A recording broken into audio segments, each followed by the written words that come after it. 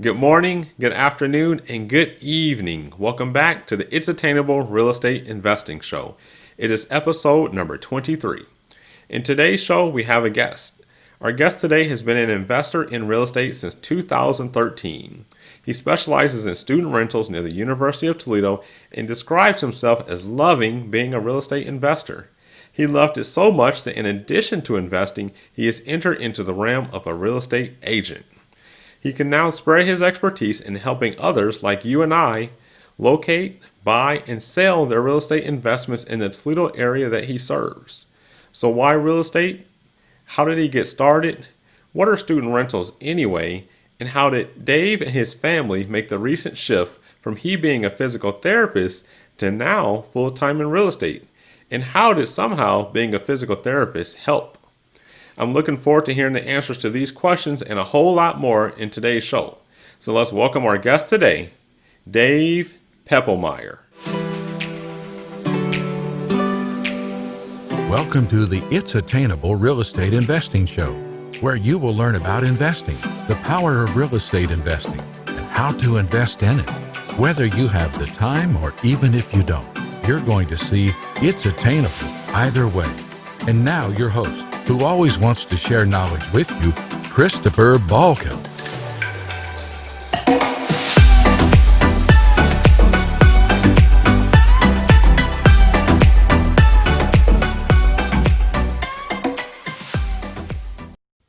How's it going, Dave? Good. Thanks for having me. Oh, you're welcome. Thanks for taking the time. So I guess we'll get started. So you started in real estate in 2013, just after the prior economic crash at that time. Right. So tell us a little bit about that. Well, it actually started way before that. Okay, So, awesome.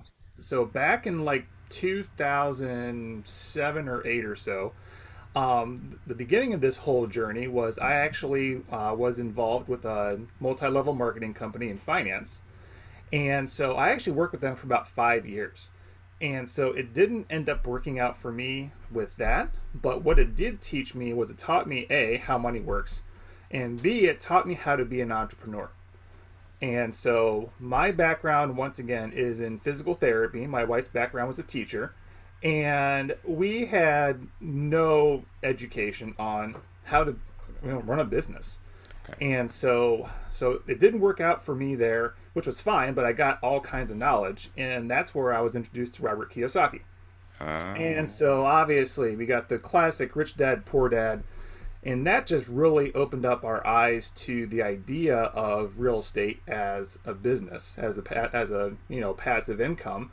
Which, I mean, let's be honest. I mean, no one's going to turn down money coming into your mailbox every month. Things like that. right, So, right. so just started with reading all of his books. We actually took a course on, or from Robert Kiyosaki on investing because we knew that we needed education on it, and so it was great. So we did all that, and we felt comfortable enough to buy our first house in 2013, and it's just kind of gone on from there. Awesome, awesome. All right, great, great. So personal finance is what got you into it, and Hmm. then Robert Kiyosaki, which I read that book too. Awesome, awesome book. It wasn't what got me started, but it definitely kind of was a confirmation. Hmm. So I Exactly. recognize, I recommend rather that everybody, read that book. No matter what you're doing, it doesn't have to be about real estate. I tell people it's not a real estate book.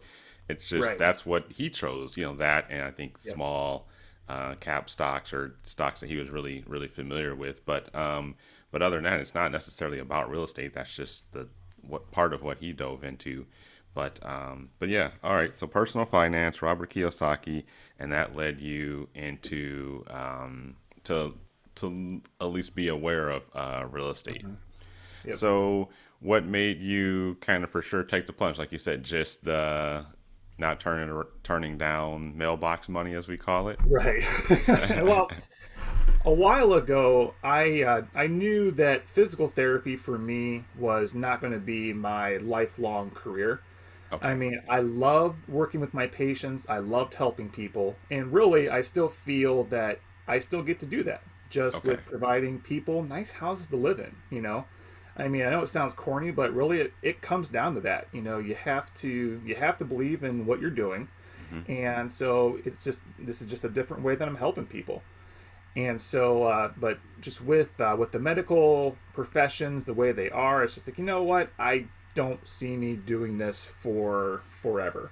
Okay. And so that's kind of how we started down the road here. And so we bought our we bought our first house in 2013.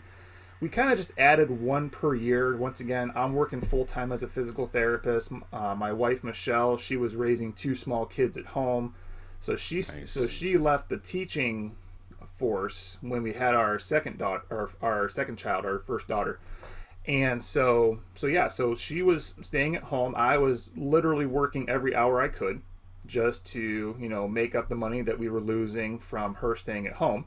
Okay. And so we only bought one house a year, and it was really kind of muddling through figuring out, our systems, just, how are we going to run this business, with our leases, our rent, just things like that. Just, I mean, anytime you do something new, you're going to be bad before you're good, and you're going to be good Right. before you're great, things like that. Okay. I And like that. so eventually in 2018, actually coming into 2019, we had four or five. And so at that point, it was starting to be too much to where, I couldn't do it all. And so Michelle, she kind of took over, the day to day of, if tenants called, she would talk to them, things like that. But now she's also a realtor. So she became Okay. a realtor in 2015 to basically help us go look at houses. Because Nice. as investors, we're not just looking at one or two houses. You analyze a few before you jump into one. And so we wanted to go see houses, and we felt really bad bugging our friend who was very helpful in getting us going once again as investors, not so much just looking for our own personal house. So she got her license just to let us go see a house whenever we wanted. And so she jumped in and she started doing great. And I told her, honey, if you want to make more money than me, you go right ahead. Hmm. Hmm. so, so that's kind of where she was a realtor, and then once again full time mom, and then she was dealing with the tenants, and she just couldn't do it. So Okay. we looked at both of our lives, and it's like, all right, what's the next step? So last year, at the end of 2019, I actually dropped down from being a full time physical therapist to a part time physical therapist. Okay. And so I Awesome. was working 3 days a week in PT, so still bringing in, the front door income. And then the other 2 days, I was actually managing our properties.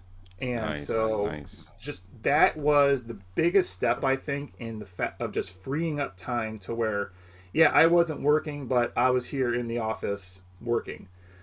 And so that kind of, I think, really opened up the doors to our pretty darn awesome 2020 that allowed me to go into real estate full time. Awesome. Awesome. Awesome. I love that story. Okay, so started in personal finance. It wasn't a fit specifically in that niche or that area, at least where you Hmm. were, but you took a lot from it. You learned a lot.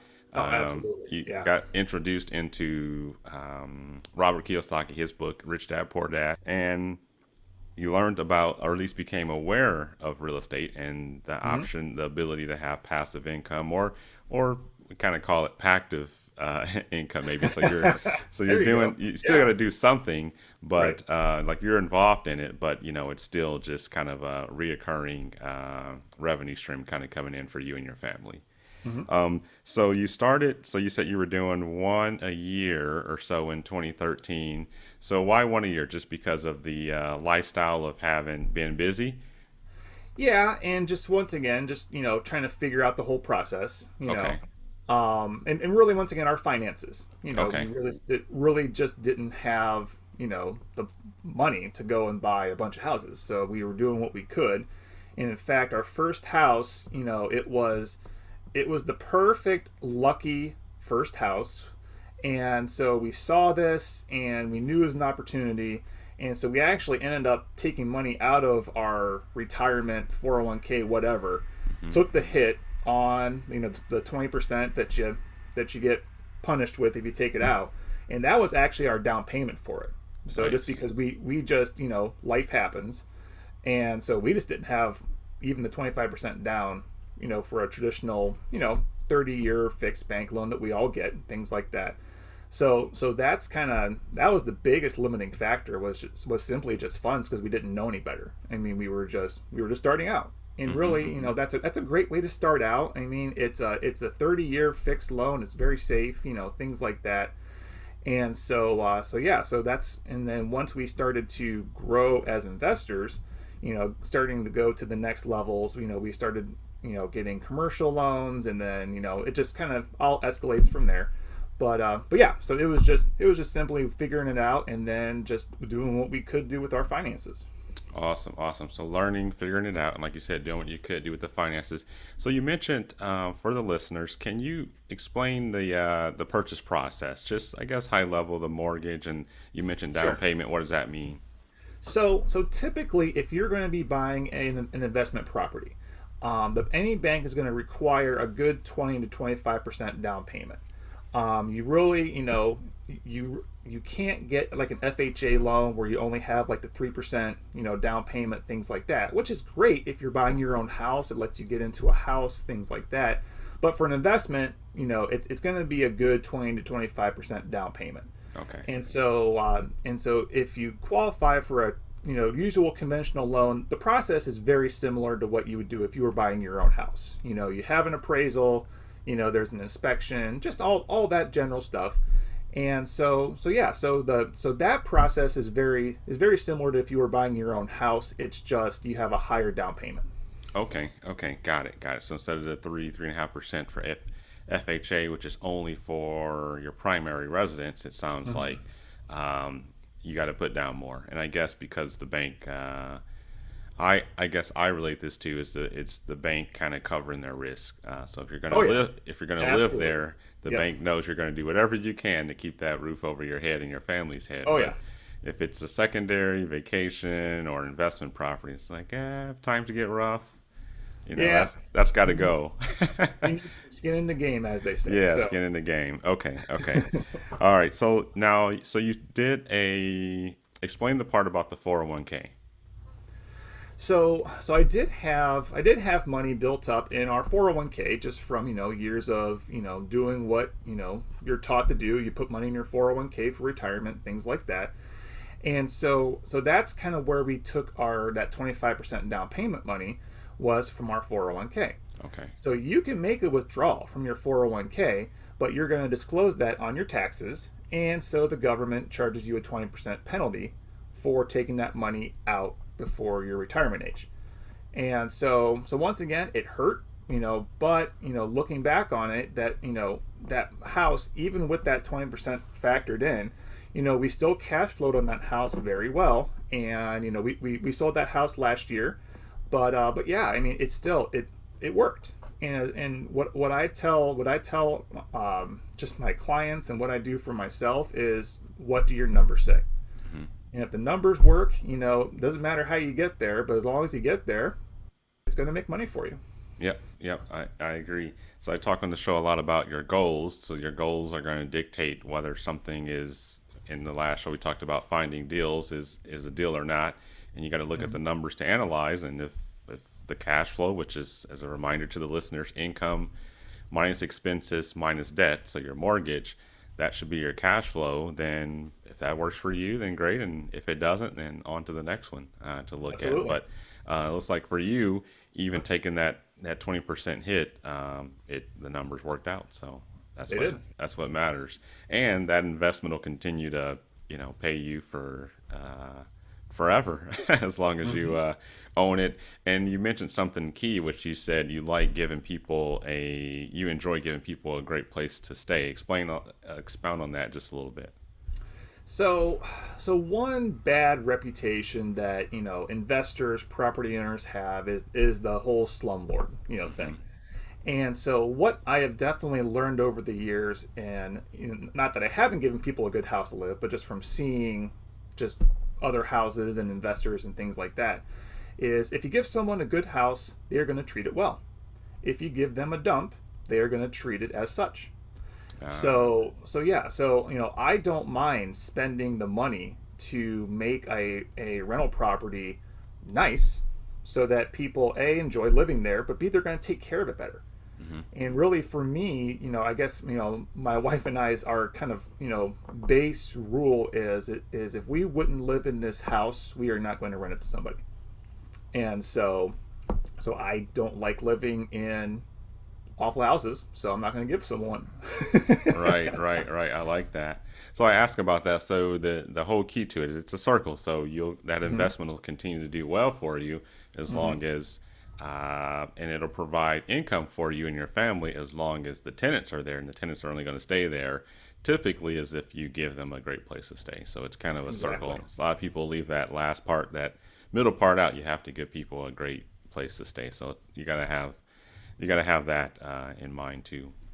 So you talked about Michelle, and so she became an agent in 2015, and the goal was to kind of get you into homes or properties so that you can see them. You said you didn't want to bother your friend. Was your friend also an agent? Yeah, so he was an Okay. agent. So he was an agent, and so he had also done investment properties himself. Oh, okay.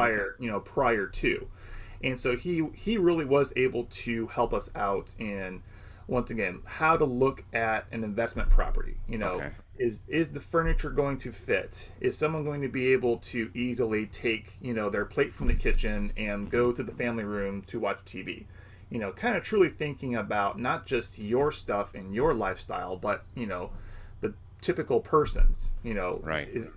If this looks weird to you, it's probably going to look weird to them too. Yep. And so once again, just looking at the function of a house, the spaces in a bedroom, things like that. Okay. So he was very instrumental in helping getting us going. And then so Michelle kind of took that role over as kind of like the door to get into houses. And that was a great pun, by the way. But anyway, so that's why she jumped in, and it just kind of took off for her from there.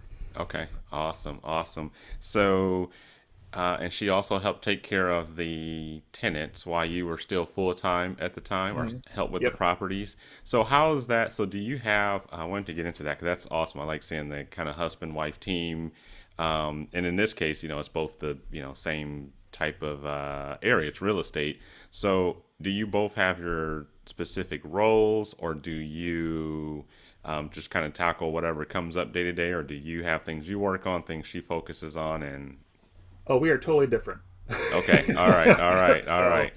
so my wife is what I would just call like a retail real estate agent, a realtor. Okay, okay, all right.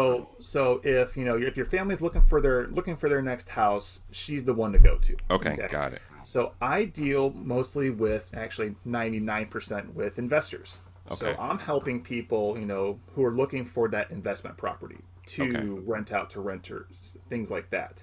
okay. Um, Now, if she's super busy, could I go show a house for her to one of her clients? Absolutely. And Awesome, then same with me, if I'm completely tied up and somebody wants to go look at an investment house, she can go do that too. awesome. So because we're both licensed, we can easily do that. And then yeah, I mean, we definitely have our strengths that complement each other. To where Michelle, she is like the nicest person in the world, and if you don't like her, then there's something wrong with you. Okay, And so for me, I can, if I have to, I can put on the tough guy hat a little bit, especially if okay. there is a tenant issue, things like that, where I'm okay saying no.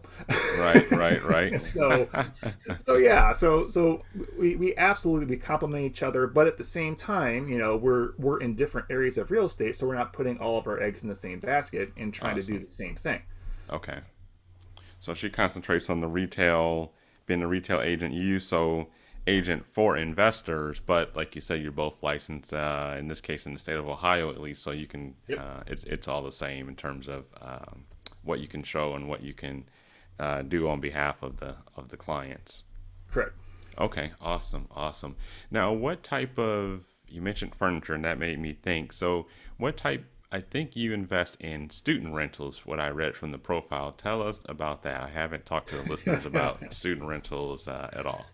So student rentals is definitely a niche of real estate investing. And so both my wife and I, we went to the University of Toledo here in Okay, Toledo, Ohio. And so we're definitely Rockets for life. I mean, we both really enjoyed our time there. And Awesome. when we moved back to Toledo here in 2013, which coincides with when we bought our first investment property, Okay. so we really didn't invest around the university at that point. So a few years ago, one of my best friends, he invested in student rentals. And I kind of had the same misconceptions that everybody else has. Oh, they're just going to destroy the house. They party, blah, blah, blah, blah, blah, Mm-hmm. blah. And so after meeting him and really finding out what he did with student rentals, it's like, ooh, this sounds pretty cool. Mm-hmm. So really with the student rentals, the pros are you get more in rent from a student rental. So there is a premium for, once again, location, location, location. Okay. Students are looking for houses next to the university. Right. So there's two main kind of student neighborhoods around University of Toledo, and so we started looking in those areas. And so we bought our first student rental, I want to say in 2017, and so that went well. So we bought another, and we bought another, and then we ended up selling off our other houses in the rest of the two area, and just started investing around UT. Um, the biggest and one of the biggest things again with kind of like the helping people side of things is if you think back to when you were 19, 20 years old, that first apartment you had, that first house you had no idea what you were doing. And so one thing that Michelle and I really like to do is kind of help these university students figure out one aspect of adulting, Okay. which is how do you live in a house. Mm-hmm. So you have your utility payments, you have to pay your rent on time. So there's a lot more responsibility in living in a student house as opposed to the dorms or at mom and dad's house. Right. So for a lot of people, they don't want that extra hassle. Mm-hmm. But for us, we enjoy it just because we kind of come from education backgrounds. I mean, Right. Michelle used to be literally a music teacher, and as a physical therapist, one of the biggest things that I do is educate people on their condition, on how to do this, don't do this, things like that. So really the education aspect of things is one thing that you have to be able to do, if you have student rentals, just because these kids don't know any better, Yeah, So that's you're true. so you're really helping them figure out, that aspect of becoming an adult essentially. Mm-hmm. So that's that's one of the things that we enjoy about it. One of the cons, is sometimes you can have a high turnover rate, you know, but typically, if once again, this goes back to giving students a good house. If you give students a good house, they have no reason to move. Okay. And so, with the University of Toledo, you have to stay on campus for your first 2 years. So Okay. typically, people coming out of the dorms are juniors, so they're probably, once again, 19, 20 years old, things like that. And so they have 2 years, maybe three for your undergraduate, and then if you stay for your graduate school, maybe a couple more years, things like that. Mm-hmm. And so we've had students that, are on their third year of, living in one of our houses. And Wow. then we've also, I haven't, but my friend Sean, the one who got me into student housing, he had one house where 7 years he didn't have a whole group move out. Wow. So where some people graduate and they move on, well then the people who are still there, they grab a friend or two, hey, come live in the house, and Nice. then they moved on and the friend grabbed some friends and things like that. So once again, you can have, steady tenants. Yep. It's just not going to be the same college students the whole time. Right, right. Okay, I like that. So it's possible to have maybe a little higher vacancy because, it's people aren't going to be in school forever, but they're still going Correct. to be Yep. there for some time. So it can kind of make up for itself. Now, you said there's typically more income from the student rentals. Explain that. So once again, it's the concept of location. Mm-hmm. So we typically charge around the University of Toledo, I would say market rent for normal tenants, non-university students. For a 3-bedroom, 4-bedroom house, you're probably looking at 750, 800, 850 a month. For the student rentals, I mean, it's if you're giving them a nice house, you can easily get close to $1,000 a month for a 3 bedroom and $1,100 to $1,200 a month for a 4 bedroom. Okay. And it's still renting a house for the college students still saves them so much money, as opposed to living in the dorms, living in the fancy apartments that have gone up around the University of Toledo. Which, don't get me wrong, those things are very nice, but if you're going to school for school and you don't need all that, four people splitting a $1,200 a month house is $400 a student. Yeah, very And affordable. for a 1,300 square foot house instead of a 500 square foot apartment that you're paying more for, it's kind of a no brainer for a lot of students. Yep, yep. And then if you're doing houses, correct? So they're single family structures, so they're not. I guess probably with COVID-19, which we'll get to that in a moment, it's Oh probably yeah, pretty nice without being, apartments or multifamily correct. dwellings kind of stacked on top of each other, next to each other, common hallways and those things. So they just have their core students that live there, and it kind of all works out. Okay, so that's good because I hadn't talked to the listeners about student rentals, and I don't know a whole lot about them myself. But like you said, I know it could be more income. Because there's multiple students and they kind of rent by the room or bedroom or split among themselves versus just like you said, a typical single family home, maybe $700-800, maybe a little more depending on different ends of town. Hmm. And for all the listeners, these are Midwest numbers. If you're looking, like, you can rent a house for Yes. $800 for 4 bedrooms. Like it's like 1,500 or 2,000 in my area. This is the Midwest number, so come here. We've got a lot of space for you, and it's more affordable. So we're Absolutely. looking for more, looking for population growth. So you're welcome to come.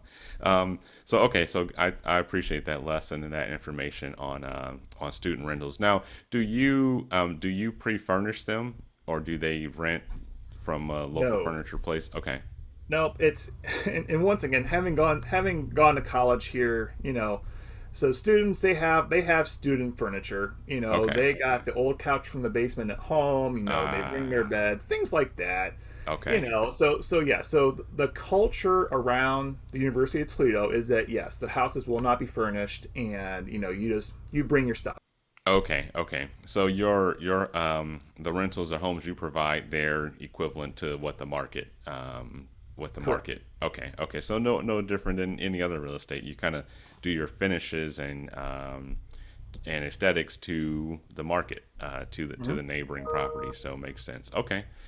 All right. I like that. So, in the last two shows, we talked about finding deals. How are you finding your student rentals or your properties? Well, this year, not trying to brag or anything, but we more than doubled our number of rentals that we own. Okay, So awesome. coming into 2020, we had 8 student rentals, Okay, and so now we have 17, and we're in the process of closing on our 18th. nice. Only one of them came from the MLS, the multiple Okay. listing service. So I bought 4 houses from my friend, the Sean, who got Oh, me into the nice. student houses because he's moving onwards and upwards, and Okay. so once again, it's there's a connection. Yep. Another house was a friend of a friend of a friend. So I am involved in one of our local investment groups, Property Investors Network, Okay. and so that's just one of the local real estate. I don't want to say clubs, but it's a group. It's education, Mm-hmm. which that's one thing. If you're thinking of starting to get into real estate at all, join one of your local investment groups. Okay. Okay. So most areas have what's called a RIA, Real Estate Investment Association. Mm-hmm. So there is one here in Toledo. We have our own group that, well, like I said, for here in Toledo's Property Investors Network. But really, you get to network with other, real estate owners, investors. Once again, it's not even just investors. Mortgage people, insurance, things like that. So you can really get an idea of what it takes to properly invest in real estate. And unfortunately, what I have seen is just people will just go buy a house to buy a house, and they really don't know how to quote run the numbers end quote, and it doesn't work out for them, and they say, oh, this doesn't work. and then they move on. Where had they, put the time in to educate and to learn and things like that, then maybe they don't buy that house, they buy a different house. Now it's making money for them, which, let's be honest, that's the name of the game in the end, and they keep going. So, Right. but yes, I totally forget where I was going with that, but No. yeah, so so that's where that's where this house came from. So, one of my colleagues and friends from the Property Investors Network, his neighbor had a friend who was selling a house around a university, but he didn't want to go through the whole process of listing it, paying a realtor, things like that. So the neighbor asked my friend, "Hey, do you want to buy this house around UT?" And he's like, "I don't, but I know someone who does," and that'd be me. Yes. So really, and that has just come from me telling people what I do is, I invest around UT. That is what I do. And so that's how that deal came to me, which once again, it wasn't on the MLS. And so then another house of mine that, I had a client look at, it wasn't right for him, but it was right for me.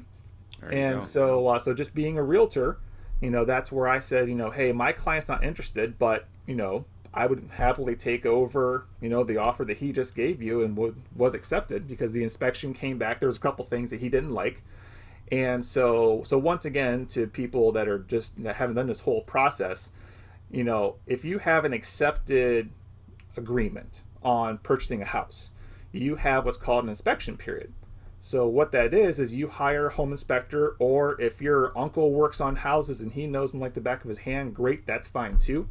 But you have an opportunity to inspect the house and see if there's, is there water leaking in the basement, and is the roof bad, things like that. So if you see things that you don't like, you have the opportunity to say, "Hey, you know what? Sorry, but I'm out." And so he said, "I'm out." Well, once again, for me, the problems that were in this house, I think, aren't, deal breakers. So I bought that house. And once Nice. again, so that was on the MLS, but it's not like I was looking for it. It just kind of came to me. So that's when you start to do this long enough, and I know we're going to talk about goals a little bit here, but when you really start to think about things and you focus your attention on it, it will start to happen. And you're going to see that a lot in real estate books and just self-improvement books in general. The whole law of attraction, focusing, praying, things like that. It works. Nice. And really, Nice. and that's just kind of how this year happened. So how do I find deals? That's kind of more of what I'm focusing on right now. Around here in Toledo and in most of the United States right now, obviously it is a seller's market. The prices are high, the inventory, the available houses are low. So there's more people looking at a smaller group of houses. And so therefore the prices are going to go up. That's just basic, economics. So right now there are still deals out there, but you really do have to look and you have to negotiate. And you know what? You may not buy a ton of houses right now, and that's fine. But you can take this time to still, analyze, figure out, what are your investment parameters? What do you want to do? Do you want to make $100 a month? Do you want to make $500 a month? So even though there aren't, as many deals just floating around out there, you can still find things. And once again, what do your numbers say? If a deal works for you, then a deal works for you.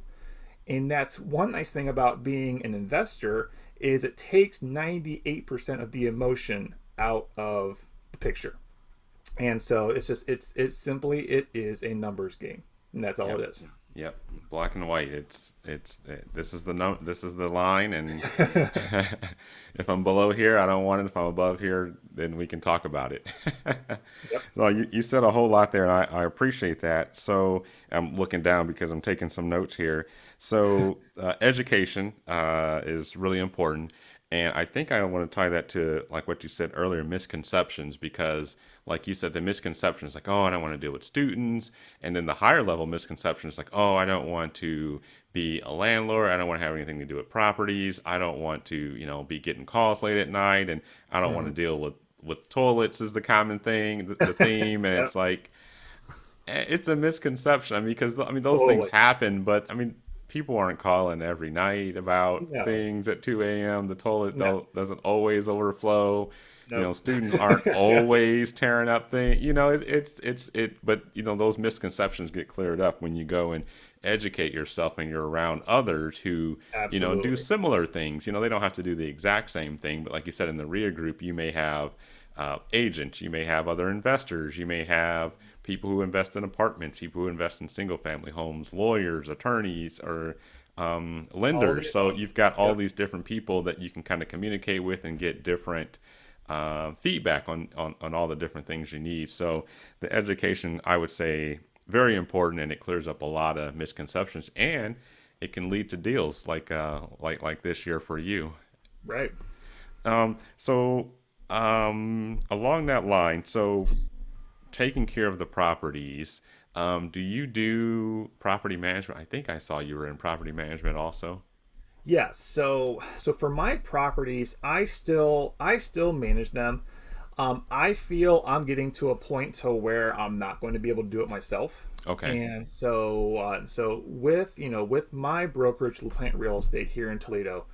So yes, I am a licensed realtor, and then I'm also going to be working in our property management division as well. Okay. And so what that is, is property management simply means who is taking care of your houses. Mm-hmm. And so there are companies out there that will literally do it all for you. So they will find tenants, they will collect the rent, they'll take the call that says, "Hey, my toilet doesn't work." Things like that.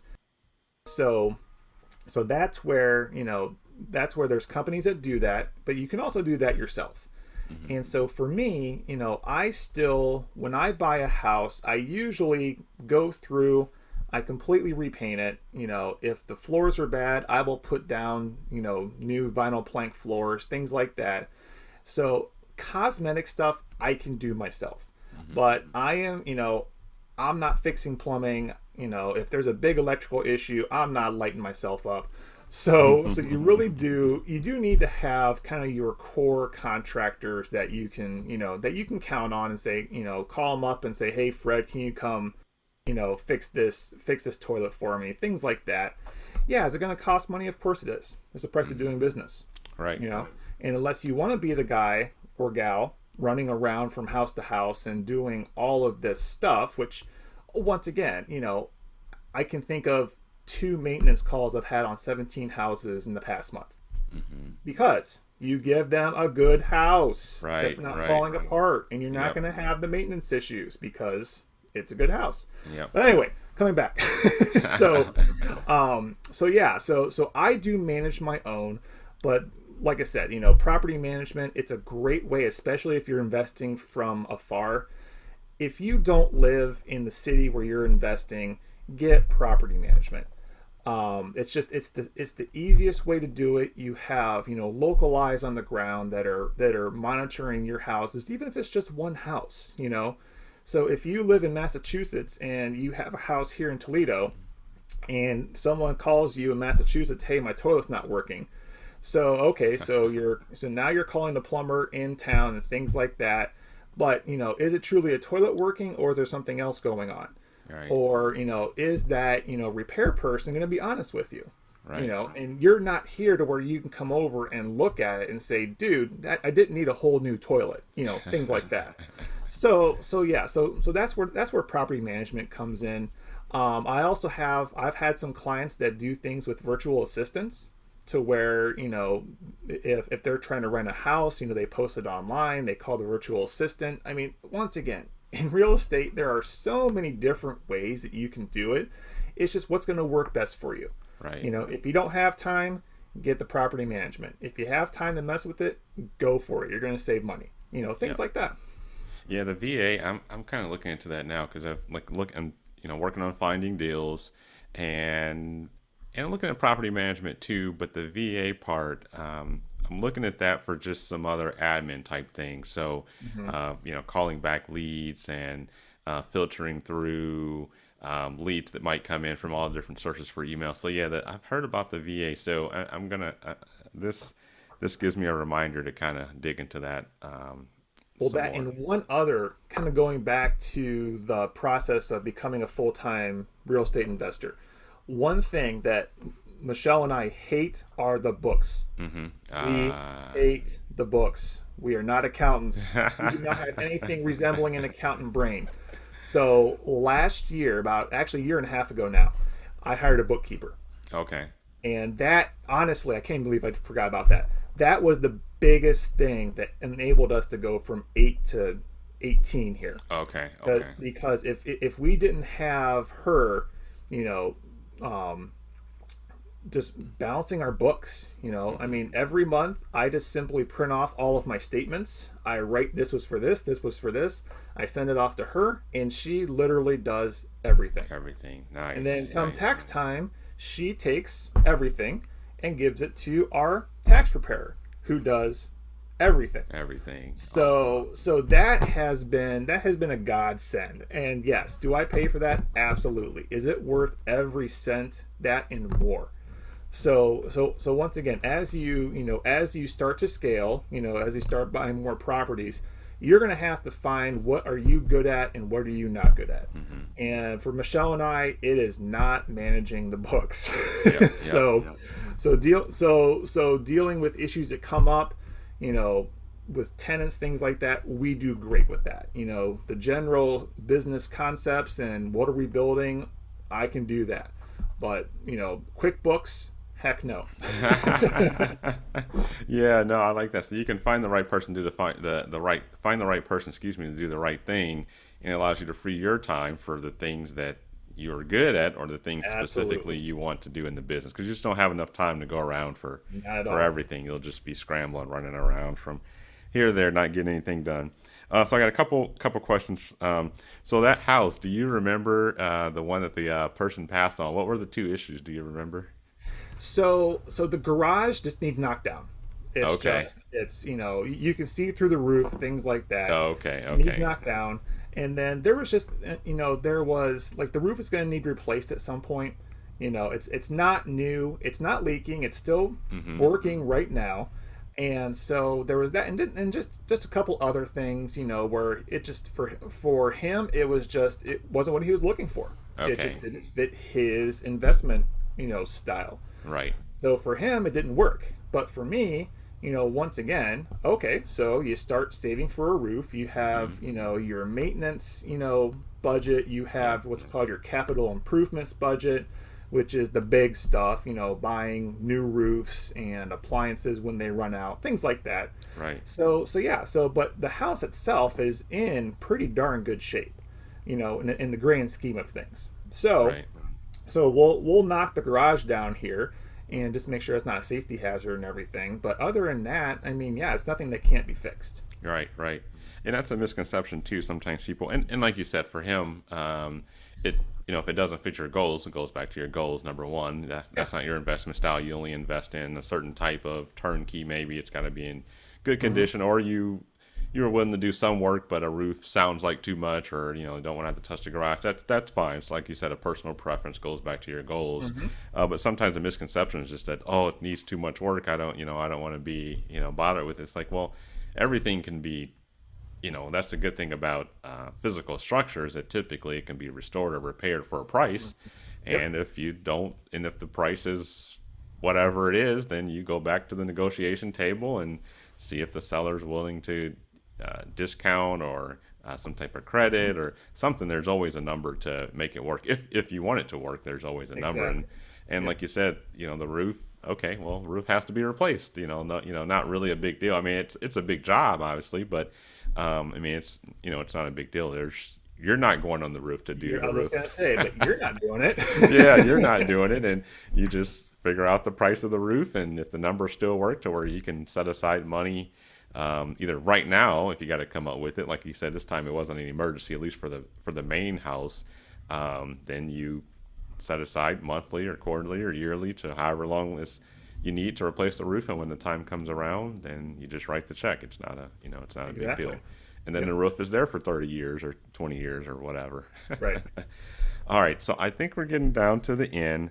Let me just look at my notes to make sure we've covered everything I wanted to at least cover for the listeners. Now, have you looked at other type of real estate classes? So industrial, office, retail. I've heard a lot about industrial lately. Office, retail, I've heard maybe about not so much. industrial as well. I mean, honestly, no. And Okay, the the path that we're taking is do one thing and do it well. okay. So for us, I don't want to get involved in a bunch of different, property types like Toledo or surrounding areas. Mm-hmm. I mean, once again, I had houses in the Point Place and West Toledo areas of town here. And so once we figured out that student housing is what we were going to do, so I sold those off and I used that money to, buy a house around UT and everything. But for us, it's student housing is definitely a niche, and it's a niche that I'm gonna do well. Right. I mean, I think the demand is absolutely there, and especially with COVID, like you touched on earlier, a lot of people don't want to live in an apartment building with a bunch of other people right now. Mm-hmm. Even once again, duplexes and fourplexes and things like that. That's not as bad. But once again, the dorms, the student apartments and things like that. I remember living in the dorms, and you were all over people and communal bathrooms and the whole 9 yards. I mean, yeah, it's that is not great in this COVID world. Mm-hmm. So last year, as March, because kind of when everything hit the fan with COVID, Right.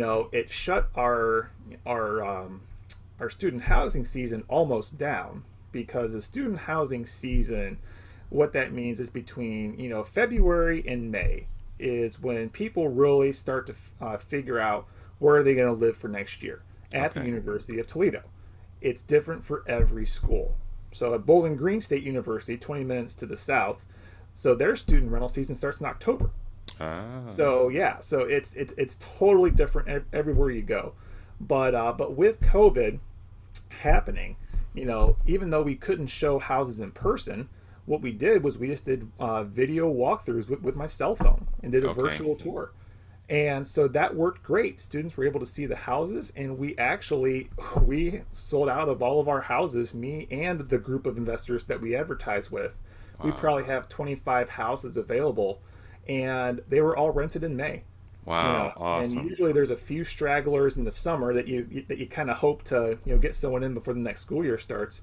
But yeah, I mean, we had a really strong rental season, and the one house that I do have open because a group had to leave, I already have rented for the next school year, Wow. and it was advertised for 3 days online.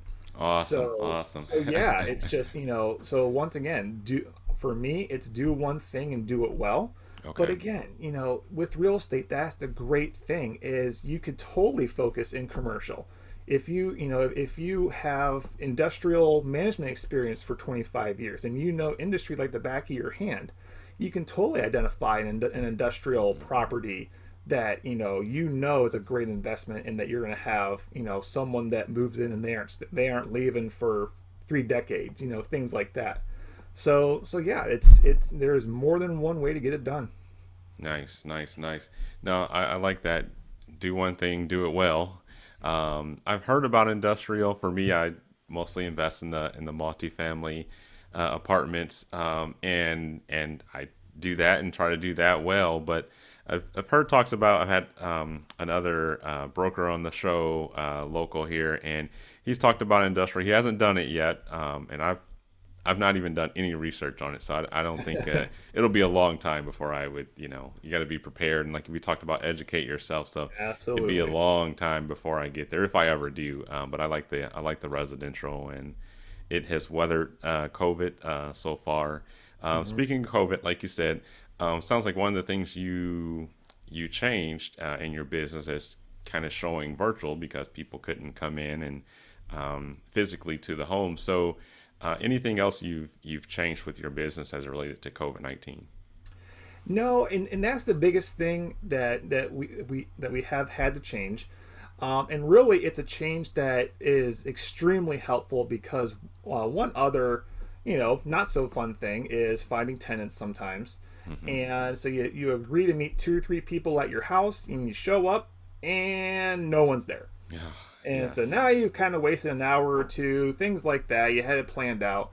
Where with the virtual tours, I just send someone a YouTube link of the video. And Nice. so that has once again saved me time, saved me frustration, in the fact that I'm not sitting there waiting for hoping someone shows up at the agreed time that we agreed to, you Yeah. know. And so, and if they love the house, okay, now I'll meet you at the house. Right. And I have Right. not had anyone not show up that has seen the video and liked the video. So it's a Nice. great kind of, again, kind of screening tool for potential people renting your house. Yeah. Oh, the missed appointments. Andrea, she knows she knows who she is. Does our showings, and yeah, just that's been something that we've tried to rectify over the last probably 18 months. Just people missing appointments. It's crazy. It's like you said you wanted to live here. Why aren't you Right? here to see where you want to live? So Yep. we just X them off the list. It's like if you don't have the responsibility to at least Yep. call and say, or text and say, or email and say that you can't make it, then we're going to have probably some challenges down the road that Hmm. around communication, and that's always not a good thing. Oh yeah, so yeah, virtual. We've had one vacancy over the course of COVID, and the virtual video helped us a lot too. She literally just went there with her phone, and the person was actually watching live, and Oh, they nice. accepted the home, and they had no reservations when once they got in there too. So that worked Good. out good too. So yeah, I like that. So the most changes were virtual, and like you said, it actually worked out to your benefit because you didn't have the missed appointments, which we don't, which we all dread. Any other changes? Um, Not really. okay, It's okay, just, it's students wanting to live close to the university. there you So, go. yeah. So when you first started, it sounded like your goals were you wanted to do something with what you had learned from Robert Kiyosaki, the Rich Dad Poor Dad author in that book, and so you brought in more income, passive or passive income, as some people call it. Hmm. What were your other goals when you began?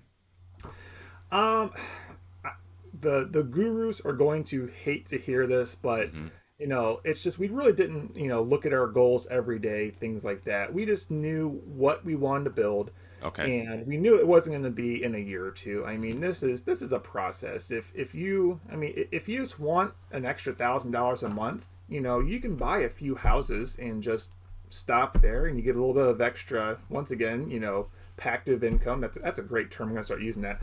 Um, but no, I mean, it's like, for me, once I saw that, okay, this is working, this is a legitimate vehicle to get out of my W-2, job that, despite I love working with patients, I just literally hated everything else along with it. And so our goal was to get enough passive income that I could quit my job. you Okay. know Now that those goals changed along the way, though, Hmm.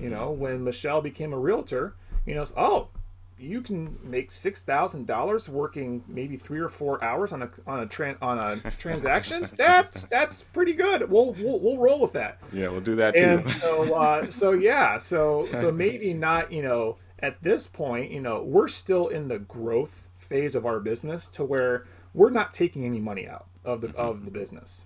Everything that, is being made on the rent side, we're either paying down debts or we're saving money for the next investment. So we're taking no money Hmm. from the business. But once again, if you want to grow, it's either you make a ton of money and you put it in yourself, or you know eventually the business is going to start to sustain itself. And that kind of really started to happen last year, when, I mean, this year, once again, we doubled in size. So we've seen, not big bank accounts anywhere. But Hmm. last year, it's like, wow, money is starting to pile up in this account. What? This Yeah. works? What?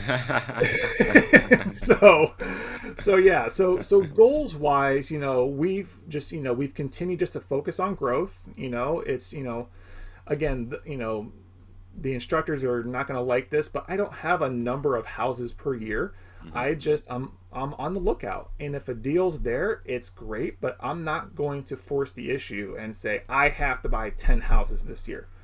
So for me, that's just a recipe for overpaying and just not getting, the correct deal that works for you. It's just you're just meeting a number. Yeah. And and eventually, I guess our goal is to have 25 student houses completely paid off and free and clear. And so, I mean, that's enough income to now, instead of working to make money, we work because we want to. Right. That's where that shift will happen. And at that point, yes, I will just turn the pipe on and start taking, money from the business to do what we want, to, go to that soccer tournament and not have to worry about checking your phone and all that kind of stuff. So that's kind of where our goals are. And then at that point, that's the platform to where, okay, now where am I going to really start to help people? And so now you can start looking at doing more volunteering in the community, and you can start to really focus your efforts on just other ways to help. And you're not, granted, we're helping now with what we're doing, but it's just, once again, now you've gotten to that platform to where you do what you want to do. And Right. I think that's the goal of most of us who are kind of in this game, is to get to that point.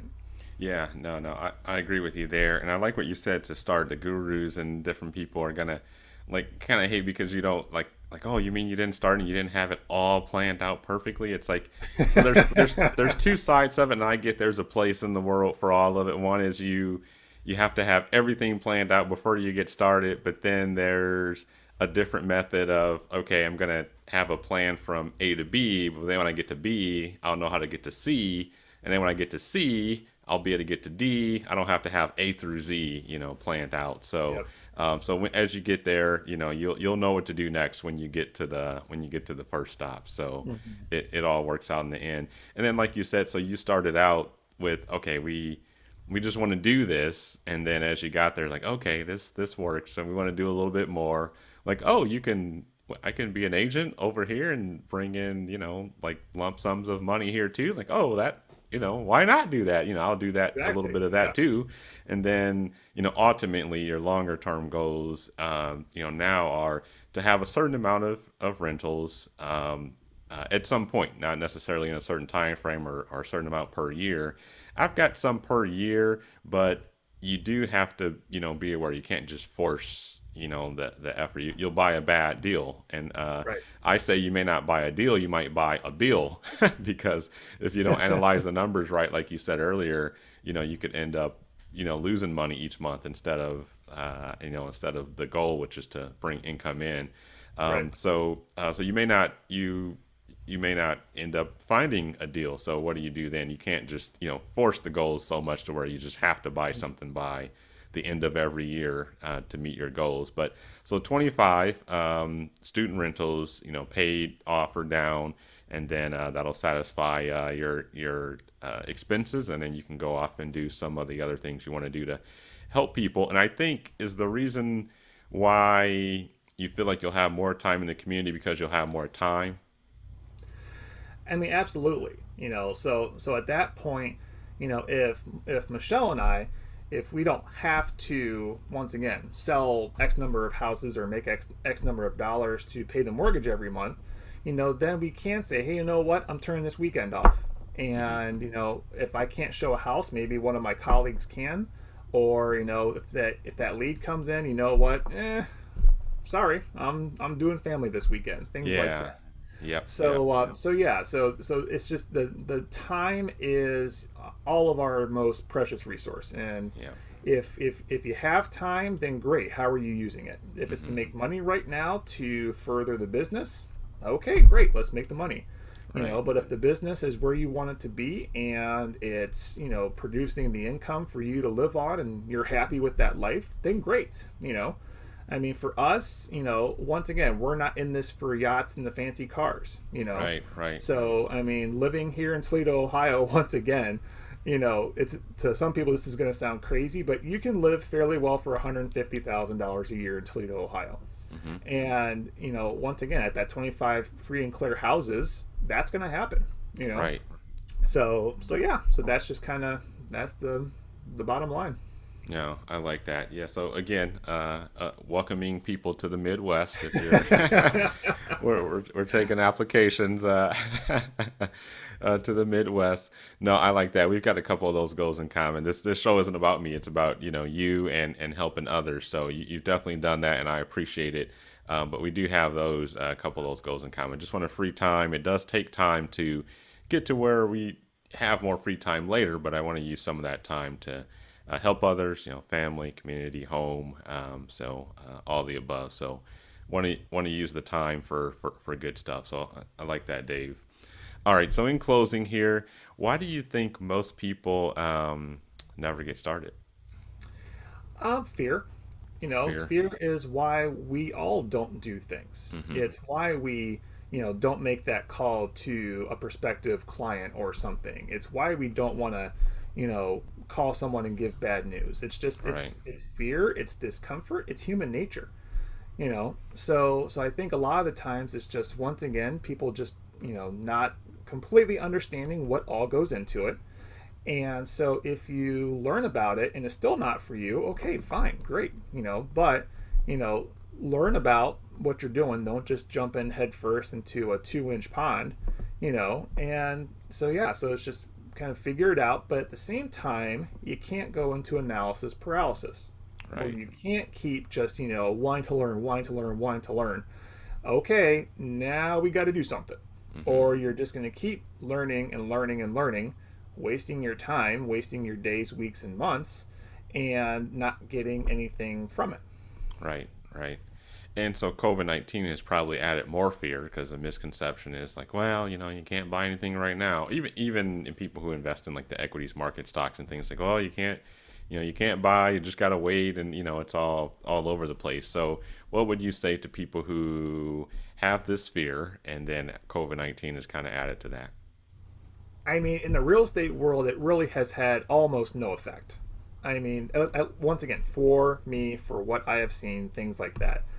I mean, once again, showings, if you are trying to show a house that has, someone living there, obviously, we wear our Right. masks, we sanitize, we do all that stuff. And then, the tenants may not want you to come in at all, and that's their right, I mean, especially in this world. So I mean, that would be the only thing I would say COVID has really changed, is just the one-on-one human interaction from a public health standpoint. But no, I mean, when it comes to the real estate market, I mean, once again, prices are continuing to go up. So the market, it hasn't changed a whole lot. Yeah, yeah. So there's no time to really like, well, wait till it goes down. It's like, well, when is that? Right. And then when it goes down, are you gonna be there to recognize that it went down before it went back up? So Mm-hmm. you still have to, you just have to do it, overcome the fear. So what's next for your wife and yourself? Just keep doing what we're doing. All right. It's just, once again, it's a numbers game. So you just, you keep looking for the next house to purchase correctly. And yeah, so I'm gonna, keep working with my investor clients. Michelle's gonna keep helping people find their next house for them to live in, and just do it and do it and do it. So how can people get in contact with you if they need some help? So I am pretty active on biggerpockets.com. Okay. If you just search my name, Dave Poeppelmeier, it'll pop up. Dave at laplanterealestate.com. All right. And yeah, so I'm also on LinkedIn, so you can find me on there. So yeah, one of those three ways will do it. All right. All right. Sounds good. Anything people can bring to you? Is there anything that you're looking for besides deals? Anything someone can help you with? They can reach out to you. Well, and that's the funny thing, is like, dealing with the student housing, it is hyper specific on literally the number of houses that I am looking to buy. Okay. But otherwise, hey, I am always open to helping people invest here in Toledo. Okay. Not even just student rentals, which, once again, if you're looking for a student rental, I can obviously help you out a little bit. I might know a little bit about that. But no, like you were saying, welcome to Toledo. I mean, Toledo is a great place to invest. I mean, the barrier of entry, in Toledo is so much lower than darn near most everywhere else in the country, to where, you can buy a decent house for $50 or $60,000. I mean, that's a parking spot some places. Right. So yeah. So I mean, if you're interested in exploring the Toledo market and buying your first or your 100th rental house, definitely give me a call and I can go over Toledo and we can see what happens there. Dave, it's been a pleasure. You too, Chris. All right, thank you. Going from a career as a physical therapist to now full time in real estate is awesome in itself. That's a great journey and story all by itself. And the nice thing about Michelle and Dave investing in real estate, real property, real assets, is that property is going to keep paying them forever. Except, as we mentioned, they got to take care of it and take care of their tenants as their responsibility. But as long as they do that property should continue to meet the goals that they're looking for, which, as Dave said, was to have 25 fully paid off, completely paid off rentals or student rentals as their long-term goal.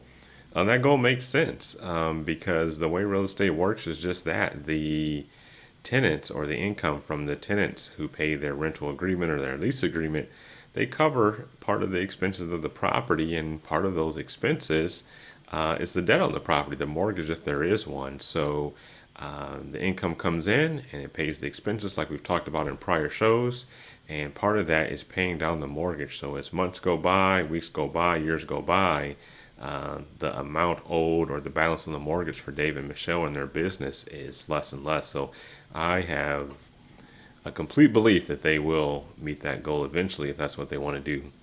But moving on, he said that they didn't have everything planned out end to end. They didn't have it all planned out A to Z, as I say, and that's worked out just fine. It was JP Morgan Chase, yes, that JP Morgan, who said, go as far as you can see, and when you get there, you'll be able to see further. And that seems to have been the case for Dave. They started out in real estate, or when they started out in real estate, rather, they had buy and hold rentals, and then they kind of entered the niche of student rentals, and that's where they concentrate their investments now. In fact, Dave, as you recall from earlier in the discussion, he talked about how he was in multi-level marketing. And as he said, he learned how money works. And that led him to a popular book called Rich Dad, Poor Dad. And you have to go and read that book. It is a very popular book, but it is a good foundational understanding of potential pathways to navigate life when it comes to finances. So good read, go check it out. I read it, gonna read it again probably this year just as a reminder to myself, but it's good. But again, moving on, Dave and Michelle, they concentrate on student rentals now, and that is a nice thing about real estate. They found their niche in residential housing, specifically student rentals, and that's a nice thing about real estate, that it's multiple facets to it. You can do what interests you. Dave invests in houses. I invest in apartments. Others invest in factories, shopping malls, restaurants, all types of buildings, commercial structures. Anything that you drive by, walk by each day, it's possible that you could own it or be a owner or investor in that property. And just as I talk about the multiple facets of real estate or real estate investing, Dave and Michelle have become real estate agents. So they're now able to help others in their community, in the area that they serve, with their real estate investing or their real estate needs in general. And with that, they have recognized an additional income stream for their household or their business. And when it comes to real estate investing, you can always use more capital. Trust me there, depending on the larger properties you want to invest in, or additional properties you want to invest in, or making better improvements for the tenants who reside or work or otherwise occupy that space, the more capital, the better. So if you want to get in contact with Dave, he said you can reach him at dave@laplanterealestate.com. That's Dave at LAPLANTE realestate.com. And I'll have this in the show notes, so you can check out the show notes too. If you have questions about investing in real estate, questions or feedback about the show, Or if you want to partner on investing in real estate, you can reach me at neelyrealty.com/engage. That's NILEE realty.com/engage. Lastly, as always, if this show was helpful to you and you think this show might be helpful to others, share it with someone else, and I'll see them and you back here next time. That's a wrap. Have a very, very blessed day. You have been listening to the It's Attainable Real Estate Investing Show, sharing transparent knowledge on investing and the powerful impact real estate investing can have on your wealth and lifestyle. Follow or subscribe to the show using your favorite podcast app so you'll know firsthand when a new show is released, or visit neelyrealty.com/podcast and see the show there. That's NILEE realty.com/podcast.